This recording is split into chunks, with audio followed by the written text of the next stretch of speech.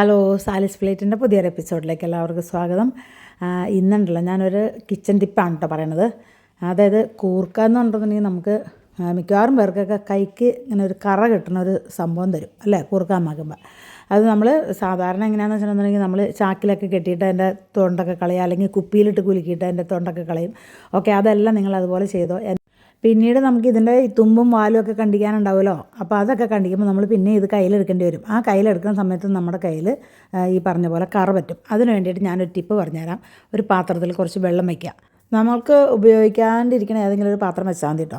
അപ്പോൾ അതിൻ്റെ അകത്ത് വെള്ളം വെച്ചിട്ട് ആ വെള്ളം തിളച്ച് വന്നു കഴിയുമ്പോൾ കൂർക്ക അതിൻ്റെ അകത്തേക്ക് ഇട്ട് കൊടുക്കുക. ഈ കൂർക്ക ഇടുന്നതിന് മുമ്പ് നന്നാക്കാത്ത കൂർക്കയാണെന്നുണ്ടെങ്കിൽ നല്ലപോലെ 3-4 പ്രാവശ്യം കഴുകി അതിൻ്റെ മണ്ണും ചെളിയൊക്കെ കളയണം കേട്ടോ. എന്നിട്ട് വേണം ഇട്ട് കൊടുക്കാൻ. അല്ലാത്ത നമ്മളിപ്പോൾ കുപ്പിയിലൊക്കെ കുലുക്കിയ കൂർക്കയൊക്കെ ആണെന്നുണ്ടെങ്കിൽ അതിൻ്റെ അകത്ത് നിന്ന് തൊലി പോവും.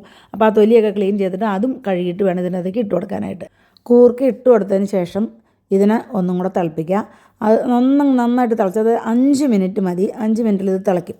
ആ തിളച്ചിങ്ങോട്ട് വരുമ്പോൾ തന്നെ ഇതങ്ങ് ഓഫ് ചെയ്യണം. ഓഫ് ചെയ്ത് വെച്ചിട്ട് അത് തണുത്ത് കഴിഞ്ഞ് കഴിയുമ്പോൾ നിങ്ങൾ എടുത്തിട്ട് കയ്യിലെടുത്തിട്ട് എങ്ങനെ വേണമെങ്കിലും നന്നാക്കിക്കോ. നിങ്ങളുടെ കൈമ ഒട്ടും തന്നെ കറ പറ്റില്ല. ഇത് ഗ്യാരണ്ടി ആയിട്ടുള്ള കാര്യമാണ് കേട്ടോ. ഞാൻ ചെയ്ത എക്സ്പീരിയൻസ് ഉള്ളതുകൊണ്ട് പറഞ്ഞു തന്നെയാണ്. കൂർക്ക വെന്ത് പോകാതെ കൊണ്ട് നോക്കണം. അതുകൊണ്ടാണ് ഞാൻ കൃത്യം 5 മിനിറ്റ് പറഞ്ഞത് കേട്ടോ. ഇനി ഇത് ചൂടാറി കഴിഞ്ഞ് കഴിയുമ്പോൾ നിങ്ങൾക്ക് ഏത് രൂപത്തിലാണ് വേണ്ടതെന്ന് വെച്ചിട്ടുണ്ടെങ്കിൽ ഞാൻ സ്കിന്ന് മാറ്റിയിട്ട് നന്നാക്കിയെടുത്ത് നിങ്ങൾക്ക് ഏത് രൂപത്തിൽ കറി വയ്ക്കാൻ താല്പര്യമെന്ന് വെച്ചാൽ അതുപോലെ നിങ്ങൾ കറി വെച്ചെടുക്കുക.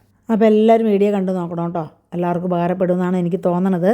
ഇനിയിപ്പോൾ നമുക്ക് വർഷത്തിൻ്റെ അവസാനത്തിലേക്ക് കിടക്കാമല്ലോ, തിരക്ക് പിടിച്ച സമയങ്ങളല്ലേ. അപ്പോൾ അടുത്തൊരു നല്ല വീഡിയോ ആയിട്ട് കാണുന്നതുവരേക്കും എല്ലാവർക്കും ബൈ ഫ്രം സാലിസ് പ്ലേറ്റ്.